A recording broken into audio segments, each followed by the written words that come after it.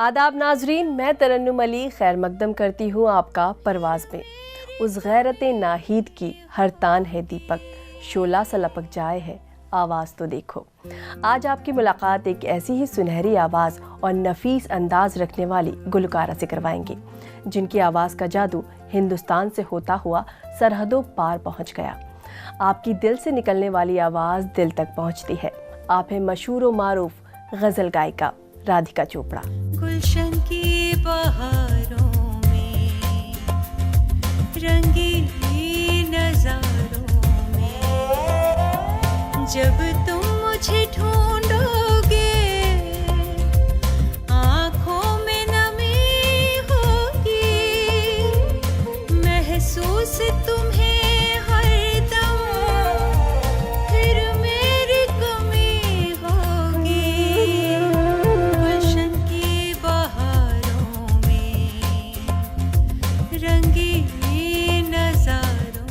राधिका जी, इस्तकबाल है आपका हमारे शो में। बहुत शुक्रिया। राधिका जी, जैसे कि आप जम्मू से हैं तो हम ज़रूर जानना चाहेंगे आपका बचपन वहाँ कैसा गुजरा, आपकी पढ़ाई लिखाई सब वहीं हुई, तो क्या यादें हैं वहाँ की, कैसा बचपन था? जम्मू बहुत ही छोटी सी जगह है, आपको मालूम ही है, और बहुत ही सादगी थी हमारे बचपन में, बहुत मासूमियत थी, बहुत भोलापन था, और लेकिन बहुत ही खूबसूरत यादें हैं। बहुत प्यारा बचपन था, घर का माहौल बहुत खुशनुमा था, और वालिदैन को म्यूज़िक का बहुत शौक़ था दोनों को, तो एक बहुत म्यूज़िकल एटमॉस्फेयर था घर में, और बहुत प्यारी बहुत खूबसूरत यादें हैं। आपने बताया वालिदैन को आपके म्यूज़िक में खासी दिलचस्पी थी, तो क्या वहीं से ये शौक़ पैदा हुआ? ज़ाहिर सी बात है, वो तो वहीं से आया होगा। और एक ज़माना ऐसा था जब वो दोनों म्यूज़िक की दुनिया में कुछ नाम कमाना चाहते थे, और मेरे फादर उस वक्त पुणे में पोस्टेड थे, तो उन्होंने, मेरा ख्याल है वो कई मरतबा शायद मुंबई गए इस सिलसिले में, लेकिन वो तो बहुत ही एक मुश्किल वक्त था। बहुत बड़े बड़े स्टार उस वक्त ऑलरेडी थे प्लेबैक में, तो मेरा ख्याल है, और ये शायद अपनी कुछ मजबूरियां रही होंगी कि इतना वक्त नहीं दे पाए, बहुत तालीम तो नहीं हासिल कर पाए, तो मेरा ख्याल है जब उन्होंने मुझ में वो काबिलियत देखी, तो अपना जो ड्रीम है, अनफुलफिल्ड ड्रीम, उसको मेरे थ्रू जीने की कोशिश की। तो क्या बचपन से आपने तैयारी कर ली थी कि आपको इसी फील्ड में जाना है? जी, मैंने तो नहीं तैयारी की थी, लेकिन मेरे वालिदैन ने कर ली थी। बचपन में जैसे हर बच्चा जो है वो खेलना चाहता है, और और तरह की एक्टिविटीज़ जो हैं उसमें करना चाहता है। मैं पढ़ाई में भी अच्छी थी, तो मेरा इतना बहुत इंटरेस्ट शुरू में तो नहीं था सीखने में। मुझे बहुत बोझ लगता था कि बच्चे सब खेल रहे हैं और मैं म्यूज़िक सीखने जा रही हूँ। लेकिन धीरे धीरे जब मुझे उस म्यूज़िक की वजह से एक पहचान मिलने लगी, जैसे स्कूल में सब जानने लगे, टीचर्स, प्रिंसिपल सब बहुत प्यार करने लगे, तब मुझे एहसास हुआ कि अच्छा, ये इस चीज़ से जो है मेरी एक अलग पहचान बन रही है पूरे स्कूल में। तो फिर धीरे धीरे जो है इंटरेस्ट बहुत डेवलप हुआ। तो क्या वहाँ पे स्टेज परफॉर्मेंस इन सब की भी शुरुआत हो गई थी? जी हाँ, ऑल इंडिया रेडियो जम्मू से मैंने आगाज़ किया, और स्टेज परफॉर्मेंसेस भी शुरू हो गए थे। फिर आप दिल्ली कैसे आई? दिल्ली मेरा ऐसे आना हुआ कि मैं आगे पढ़ाई लिखाई भी जो है वो म्यूज़िक में ही करना चाहती थी। बदकिस्मती से हमारे वहाँ एमए जो है म्यूज़िक में वो नहीं है। जम्मू में एमए नहीं है म्यूज़िक? जी, जम्मू कश्मीर में, विच इज़ वेरी अनफॉर्चुनेट। क्या अभी नहीं है? अब भी नहीं है। तो मैं दिल्ली आई, मेरे पेरेंट्स ने मुझे इनकरेज किया कि मैं बड़े शहर में आऊँ, और यहाँ दिल्ली यूनिवर्सिटी से फिर मैंने एमए, एमफिल और पीएचडी की डिग्री हासिल की। क्योंकि आप एक छोटे शहर से थी, और किसी भी इंसान के लिए जो छोटे शहर से हो बड़े शहर में जाना, वहाँ अपनी जगह बनाना बड़ा मुश्किल होता है, तो इस तरह की कुछ मुश्किल पेश आई आपको? हाँ, मुश्किल तो बहुत था, बहुत मुश्किल था, क्योंकि बहुत वहाँ लिमिटेड तालीम हुई थी मेरी, और जब यहाँ आई तो मुझे ऐसा लगा कि जैसे एक बहुत ही बड़ा समंदर है। शुरू में ज़रा से ये लगा कि पता नहीं मैं कोप अप कर पाऊँगी कि नहीं। फिर मेहनत की, बहुत मेहनत की, क्योंकि मेरे पेरेंट्स ने इतना एक जो कॉन्फिडेंस मेरे अंदर दिखाया था ना, कि एक छोटे शहर से मुझे यहाँ भेजना, उस दौर में कोई लोग इतना इनकरेज नहीं करते थे लड़कियों को बाहर भेजना, और वो भी दिल्ली जैसे शहर में। लेकिन अब चूँकि उन्होंने इतना एक कॉन्फिडेंस मेरे अंदर दिखाया था, तो मुझे भी ऐसा लगता था कि मेरी जिम्मेदारी है कि मैं जो है उनको कुछ करके दिखाऊं। तो मैंने बहुत मेहनत की, यहाँ भी मैंने सीखना शुरू किया और कई घंटों रियाज़ करती थी, पढ़ती थी दिल लगाकर, और मैंने फिर टॉप किया यूनिवर्सिटी में एमए में। अब तो राधिका चोपड़ा एक बहुत बड़ा नाम है, गज़ल का नाम आता है तो आपका नाम ज़रूर आता है, लेकिन जब दिल्ली आने के बाद जो पहला ब्रेक मिला वो कैसे मिला था और क्या यादें हैं तब की? दिल्ली आने के बाद मुझे स्टेज का ब्रेक नहीं मिला था, रिकॉर्डिंग का ब्रेक मिला था। तो उस वक्त तो क्योंकि हम स्टूडेंट थे और पैसा भी नहीं था, पैसा चाहिए था, तो पैसे कमाने के लिए हम जिंगल गाते थे। उनमें एक आज तो बहुत ही नामी डायरेक्टर हैं विशाल भारद्वाज, और उनकी बीवी जो है रेखा, और हम लोग सब, मुकुल वर्मा एक मेरे दोस्त थे, तो हम लोग एक पूरा ग्रुप हुआ करता था जी। और हम लोग ये छोटे छोटे जिंगल्स की रिकॉर्डिंग करके कुछ पैसे कमाया करते थे। तो पहला ब्रेक जो है वो जिंगल्स का था। गज़लों के लिए हमेशा ही एक अलग तरह की आवाज़ चाहिए होती है जी। तो आपने सिर्फ गज़ल को क्यों चुना और क्या सोच के चुना? 2-3 वजह थी उसकी। एक तो ये कि मेरी उर्दू शुरू से ही माशाल्लाह मतलब ठीक ठाक थी जी। क्योंकि शायद जम्मू कश्मीर से ताल्लुक़ होने की वजह से वहाँ की तो फ़िज़ाओं में उर्दू है, आप जानती हैं जी। तो मुझे कोई इतनी मुश्किल नहीं थी। मुझे इस ज़ुबान से बेहद मोहब्बत थी, बहुत प्यार था।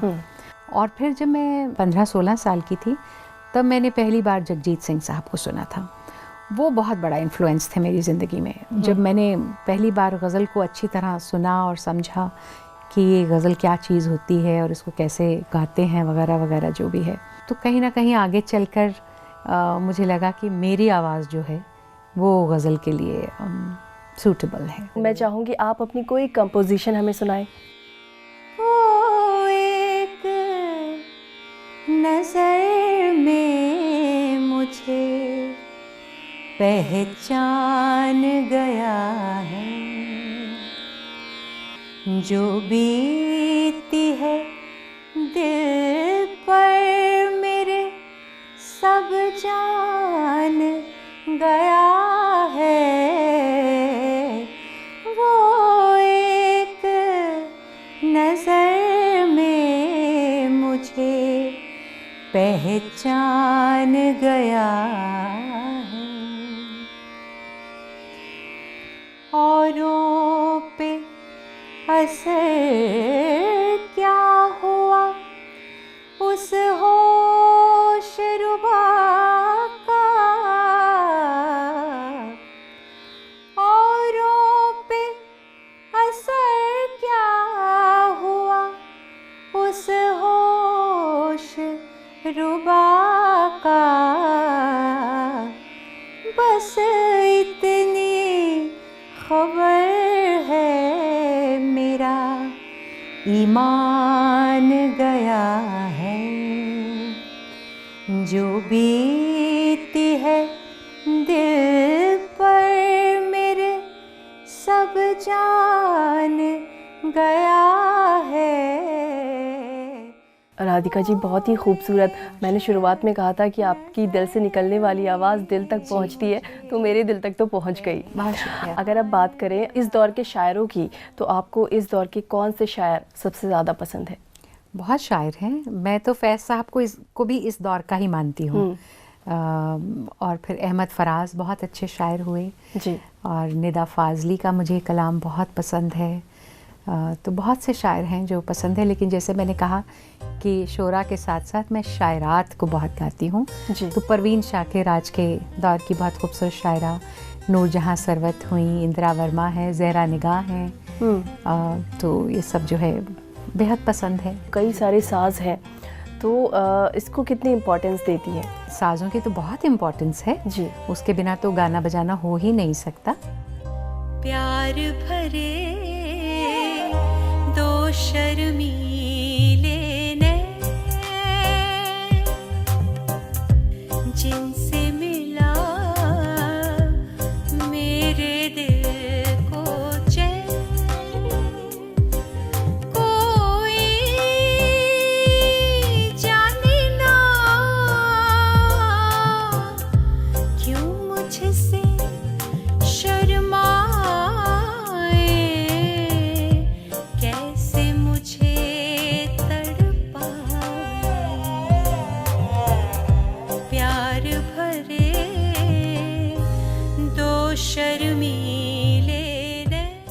लेकिन फिर भी लेकिन कभी मैं कोई बहुत ऐसा होता है ना कि अपना पसंदीदा होता है। जी, मेरे साथ बहुत लिमिटेड साज रहते हैं।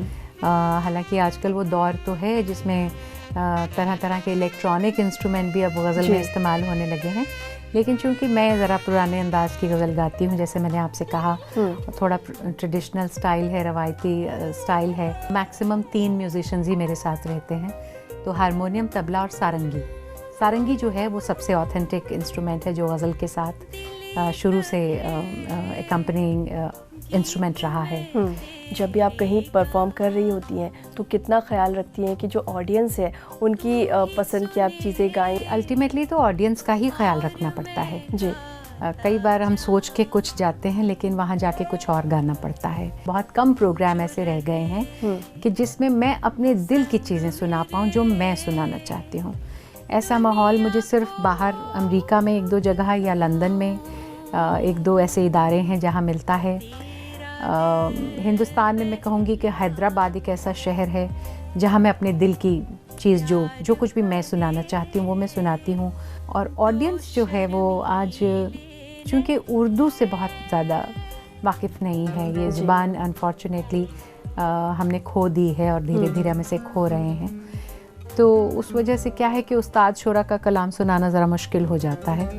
और जब मैं सुनाती हूँ तो फिर मेरी कोशिश ये रहती है कि जहाँ कहीं कोई मुश्किल लफ्ज़ आता है तो मैं उसका मतलब साथ साथ बताती जाती हूँ ताकि लोगों में एक इंटरेस्ट बना रहे।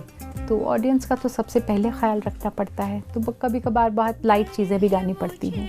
आप परफॉर्म करने बहुत दूर दूर जाती हैं, इंडिया से बाहर भी जाती हैं, तो जब भी आप कहीं परफॉर्मेंस देने जा रही होती हैं तो वहाँ पे एज अ वुमेन क्या क्या चैलेंजेस होते हैं? एज अ वुमन तो आपको सब जगह ही चैलेंजेस होते हैं तरन्नुम, वो हिंदुस्तान में भी होते हैं, पाकिस्तान में भी होते हैं और बाहर के मुल्कों में भी। लेकिन कई बार ऐसा होता है जब हम अपनी एक जगह बना लेते हैं, बड़ा नाम बन जाते हैं, तो थोड़े से ऐसा लगता है चैलेंजेस कम हो जाते हैं। जहाँ तक तो गज़ल की बात है और जहाँ तक स्टेज पे परफॉर्म करने की बात है, उसके अपने एक चैलेंजेस कुछ हैं जो कि मैं आपके साथ शेयर करना चाहती हूँ। मुझे ये बताया गया है कि ये प्रोग्राम ख़ास तौर पे ख़वातीन को जो है मद्देनज़र रखते हुए बनाया गया है। परवाज़ जो आपका प्रोग्राम है, तो मैं उम्मीद कर रही हूँ कि इस वक्त बहुत सी ख़वातीन जो हैं वो ये प्रोग्राम देख रही हैं जी। तो क्या होता है कि ख़ास तौर पे ये जो जॉनर है ना गज़ल, इसमें कुछ एक अदा भी चाहिए, है ना। ये ऐसा जॉनर नहीं है कि इसको आप आंख बंद करके गा देंगे। क्लासिकल म्यूज़िक तो आपने यूँ आंख बंद किया गा दिया, भजन आपने आंख बंद किया गा दिया, लेकिन गज़ल आप आंख बंद करके नहीं गा सकते। उसमें तो आप मुखातिब है ना ऑडियंस से जी, और इसमें रेसिप्रोकेशन है, आप गा रहे हैं, ऑडियंस वाह वाह कर रही है, तो आपको ऑडियंस को देख के गाना है और आप बिल्कुल प्लेन फेस से नहीं गा सकते हैं गज़ल, आप क्योंकि उसको दिल से महसूस करके गा रहे हैं ना। एक अंदाज़े बयां भी होना चाहिए। उसमें एक अंदाज चाहिए, एक अदा चाहिए। तो वो अदा जो है उसकी एक लिमिट आपको जाननी है, अदा भी है और साथ में एक लाइन भी ड्रॉ करनी है। ये सबसे बड़ा चैलेंज है। So you have to present yourself with a lot of dignity और एक आपकी पर्सनालिटी में एक इस तरह की बात झलके कि अगला आदमी जो है वो आपको सुन के मज़ा भी ले रहा है लेकिन आपको एक रिस्पेक्ट की नज़र से भी देख रहा है। तो उस रिस्पेक्ट और डिग्निटी को मेंटेन करना गज़ल के साथ जी, ये सबसे बड़ा चैलेंज है। तो माशाल्लाह ऊपर वाले का बड़ा फजलो करम है कि एप्लॉज भी मिला है और उसके साथ साथ बहुत रिस्पेक्ट भी मिली है, इज़्ज़त जो है वो बहुत मिली है, जो कि मेरे लिए बहुत बड़ी बात है। कभी कभी होता है कि मूड भी ख़राब होता है, नहीं मन करता है, तो क्या कभी कुछ ऐसा हुआ है? कुछ होता है, वो तो अक्सर होता है। आफ्टर ऑल तो हम at the end of the day हम तो ह्यूमन बीइंग है ना जी, कोई हम ऐसे ऊपर से ख़ास तो टपके नहीं है ना, वो फरिश्ते तो हैं नहीं, इंसान ही हैं। तो इंसान है तो जाहिर सी बात है कि ज़िंदगी में बहुत उतार चढ़ाव भी आते हैं, बहुत कभी ऐसी बात भी हो जाती है कि उस दिन आपका मूड अच्छा नहीं है, लेकिन for an artist the show must go on. तो वो भी एक बहुत बड़ा चैलेंज है कि अंदर क्या चल रहा है वो बाहर नहीं दिखाई देना चाहिए। जब आप एक बार स्टेज पे बैठ गए तो फिर आप पब्लिक प्रॉपर्टी बन जाते हैं। निदा फाजली का बहुत अच्छा शेर है कि अपना गम लेके कहीं और न जाया जाए, अपना गम लेके कहीं और न जाया जाए, घर में बिखरी हुई चीज़ों को सजाया जाए। आपके वालिदैन को खुद म्यूज़िक का शौक़ था, इसलिए आपको भी वहीं से शौक़ पैदा हुआ। तो क्या आपके जो बच्चे हैं उनको भी म्यूज़िक का शौक़ है? बच्चियां हैं मेरी 2 माशाल्लाह, और उनको शौक़ बहुत है लेकिन उन्होंने सीखा नहीं। मैंने खुद शादी के बाद 10 साल का ब्रेक लिया था रनु, जी। वो जो 10 साल का ब्रेक था उससे कहीं ना कहीं करियर वाइज तो थोड़ा मैं पीछे रह गई। तो मेरे लिए तो यही बहुत बड़ी बात है। माशाल्लाह they doing very very well, अपने अपने फील्ड में वो बहुत अच्छा कर रही हैं।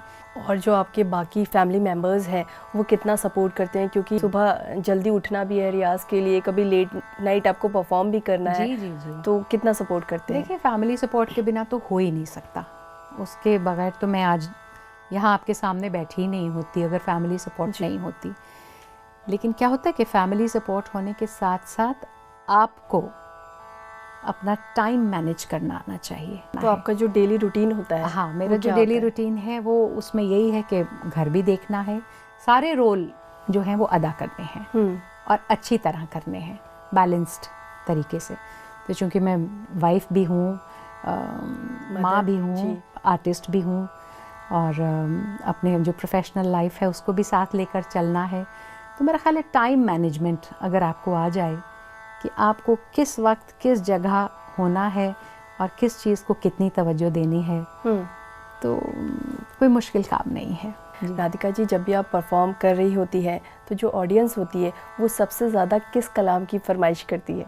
ऑडियंस ना लाइट किस्म की चीज़ें सुनना चाहती है। एक बड़ी मतलब मज़े की बात यह है कि अक्सर जो बात मुझे सुनने को मिलती है प्रोग्राम्स में, जो कि मैं आज तक नहीं समझ पाई, तो कुछ लोग कहते हैं कि चलता हुआ सुनाइए। अब मुझे आज तक समझ नहीं है कि चलता हुआ क्या होता है। कुछ चलता हुआ सुनना चाहते हैं। तो धीरे धीरे मैंने कुछ फिल्मी गज़लें जो हैं वो अपने रेpertoire में शामिल कर ली। और एक गज़ल तो मेरी फिल्मी गज़ल है, वो साहिर का कलाम जो है वो इतनी मकबूल हुई कि वो तो ऑलमोस्ट वायरल है व्हाट्सएप पे और यूट्यूब पे। और उसकी वजह से मुझे बड़े मैसेजेस, बड़े पैगाम पूरी दुनिया से आते हैं। एक ऐसा कलाम हम आपसे ज़रूर सुनना चाहेंगे जो पब्लिक बहुत ज़्यादा पसंद करती है, जिसकी सबसे ज़्यादा डिमांड करती है। वो तो वही है जो जिसका मैंने अभी आपको जिक्र किया जी। तो ये साहिर का कलाम है और ख़याम साहब की बड़ी बेहतरीन कॉम्पोजिशन है जी। और पूरी दुनिया में लोग बहुत चाहते हैं इस गज़ल को, और मैं जहाँ भी जाती हूँ ये तो मुझे सुनानी ही पड़ती है। तुम अपना रंजो गम, अपनी परेशानी मुझे दे दो, तुम्हें गम की कसम इस दिल की वीरानी मुझे दे दो।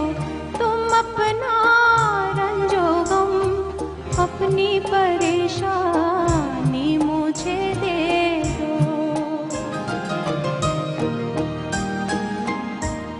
ये माना मैं किसी काबिल नहीं हूँ इन निगाहों में, ये माना मैं किसी काबिल नहीं हूँ इन निगाहों में। बुरा क्या है अगर ये दुख ये हैरानी मुझे दे दो। बुरा क्या है अगर ये दुख ये हैरानी मुझे दे दो। तुम अपना रंजो गम, अपनी परेशानी मुझे दे दो, तुम्हें गम की कसम इस दिल की वीरानी मुझे दे दो। माशाल्लाह, खूबसूरत आवाज़ और ख़ूबसूरत कलाम। राधिका जी, ये बताइए कि जब हम एक ऐसी जगह पहुंच जाते हैं, हमारा नाम हो जाता है, इसके बाद इसके आगे ज़िंदगी में क्या है, क्या हमें और हासिल करना है, किस चीज़ की ख्वाहिश है और कहाँ पहुंचना है? ये आपकी ज़रा नवाज़ी और आपकी कदर अफ़ज़ाई के आप ऐसा कह रही हैं। मुझे ये लगता है कि मैं नाचीज़ हूँ, मैं खाकसार हूँ और मुझे कुछ नहीं आता है। और मैं सच बताऊं तो जब मैं बहुत अच्छे फ़नकारों को सुनती हूँ, जैसे बैदी हसन साहब को बहुत सुनती हूँ, या इकबाल बानो को सुनती हूँ, या फरीदा खानम को सुनती हूँ, या जगजीत सिंह साहब को भी सुनती हूँ, हरिहरन को सुनती हूँ, तो मुझे ऐसा लगता है कि अभी तो आगाज़ है, अभी तो ये इतना गहरा समंदर है कि ऐसा लगता है कि अभी तो सिर्फ इसमें पहला कदम रखा है और बहुत मंजिलें तय करनी है, बहुत कुछ अभी तो बाकी है। वो कहते हैं ना, गालिब का शेर है कि हज़ारों ख्वाहिशें ऐसी कि हर ख्वाहिश पे दम निकले। बहुत निकले मेरे अरमान, लेकिन फिर भी कम फिर भी निकले। कम निकले। वही बात है कि बहुत सी चीज़ें हासिल हो गई हैं, बहुत मकाम हासिल हो गए हैं, अभी बहुत कुछ, बहुत मंजिलें आप अभी किसी बाकी नए हैं। प्रोजेक्ट पे भी काम कर रही हैं दास्तान गोई पर? बहुत अच्छी दास्तान गो हैं फौजिया, जिनका नाम है फौजिया दास्तान गो। तो मैं चाह रही थी कि दास्तान गोई और गज़ल गायकी को मिला के हम एक प्रोजेक्ट तैयार करें। तो ये जो प्रोजेक्ट मेरे जहन में आया ये है गज़ल का सफ़र, जिससे कि हम ऑडियंस को गज़ल की जो गज़ल का जो हर पहलू है उससे मैं वाकिफ़ कराना चाहती हूँ कि गज़ल का आगाज़ कहाँ से हुआ, कैसे शुरुआत हुई, पहले किस तरह की ज़ुबान इस्तेमाल हुआ करती थी, फिर उसके बाद उसमें क्या क्या धीरे धीरे चेंजेस आई वगैरह वगैरह, उससे वाकिफ़ कराते हुए गज़ल का सफ़र वली दक्कनी से लेकर गुलजार साहब तक। हम चाहेंगे कि आपको आपके इस नए प्रोग्राम में ज़रूर बुलंदी हासिल हो और लोग इसे पसंद करें। शुक्रिया, दुआएं चाहिए। राधिका जी, आप हमारे स्टूडियो में आई, इतना वक्त निकाल के हमें मौका मिला आपको करीब से सुनने का, हमें बहुत अच्छा लगा। आपका यहाँ आने के लिए शुक्रिया। बहुत शुक्रिया। तुम्हारी आवाज़ सुन लूँ तो मिल जाता है सुकून दिल को, तुम्हारी आवाज़ सुन लूँ तो मिल जाता है सुकून दिल को, मेरे गमों का इलाज भी कितना सुरीला है। तो ये था आवाज़ की दुनिया का नायाब अंदाज़ राधिका चोपड़ा। फ़िलहाल परवाज़ में इतना ही, फिर मुलाकात होगी किसी ऐसे ही सितारे के साथ। हमें दीजिए इजाज़त और आप देखते रहिए ETV उर्दू। फ़िलहाल हम छोड़े जाते हैं आपको राधिका चोपड़ा की खूबसूरत आवाज़ के साथ।